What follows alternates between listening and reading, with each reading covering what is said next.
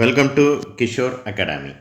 இன்றைக்கி இந்த வீடியோவில் 12th ஸ்டாண்டர்ட் ஃபிசிக்ஸ் எக்ஸாம்பிள் 2.9 என்ன அப்படிங்கிறத என்ன செய்ய போகிறோம் பார்க்க போகிறோம்.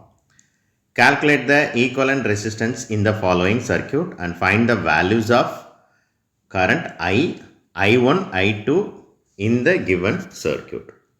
ஸோ ஃபர்ஸ்ட்டு ரெண்டு கொஸ்டின் கேட்டிருக்கிறாங்க. ஈக்குவலண்ட் ரெசிஸ்டன்ஸ் என்ன அப்படிங்கிறத கண்டுபிடிக்கணும். அதுக்கப்புறம் இந்த மூணு கரண்ட் வேல்யூவே என்ன செய்யணும் கண்டுபிடிக்கணும். எப்படி பண்ணணும்னு பார்க்கலாமா?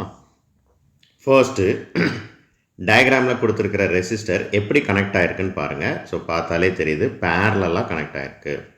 ஸோ ரயில் தண்டவாளம் மாதிரி இருக்கா?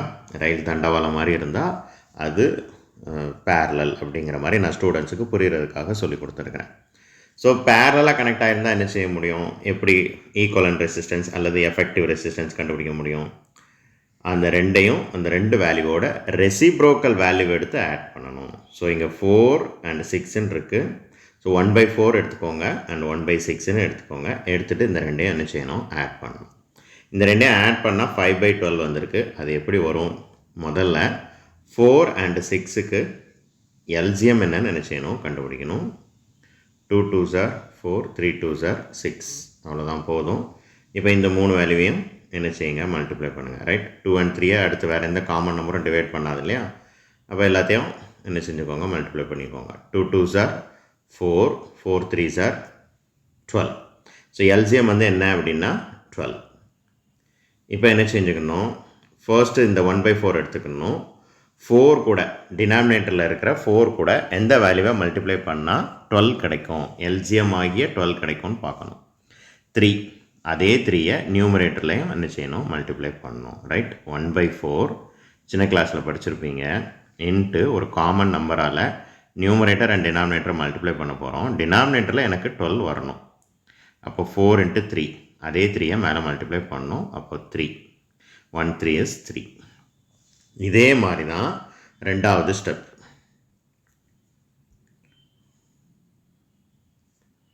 ஓகே, இதே மாதிரி தான் ரெண்டாவது ஸ்டெப். 1/6 எடுத்துக்கிடுவோம். 6 கூட எந்த நம்பரை மல்டிப்ளை பண்ணால் 12 கிடைக்கும். 2, அதே 2வை நியூமரேட்டரில் இருக்கிற வேல்யூ கூட என்ன செய்வோம்? மல்டிப்ளை பண்ணுவோம். அப்போ 1 2 is 2. இப்போ 3 + 2 5. ஸோ 5/12. 5/12 இப்படி தான் வந்துச்சு.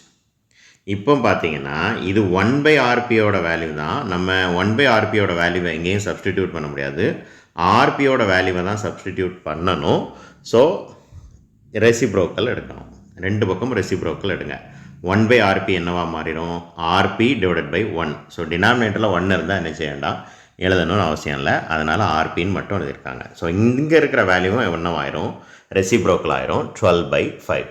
ஸோ நிறைய பேர் இந்த ஸ்டெப்போடு கண்டுபிடிச்சிட்டு அதுதான் ஆர்பியோட வேல்யூ அப்படின்னு நினைக்கிறதுக்கும் சான்சஸ் இருக்குது. அதுக்கப்புறம் அதிலேருந்து எப்படி ஆர்பியோட வேல்யூ கண்டுபிடிக்கணும் அப்படிங்கிறது தெரியாமல் இருக்கிறதுக்கும் வாய்ப்பு இருக்குது ஸ்டூடெண்ட்ஸ். ஸோ நல்லா லிசன் பண்ணிக்கோங்க. ரெசிப்ரோக்கல் வேல்யூ எடுக்கணும்.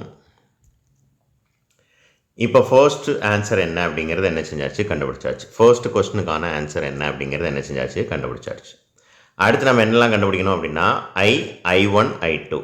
இதில் ஐயோட வேல்யூ கண்டுபிடிக்கிறதுக்கு I1 and I2ஓட வேல்யூ என்ன அப்படிங்கிறத என்ன செய்யணும்? கண்டுபிடிக்கணும்.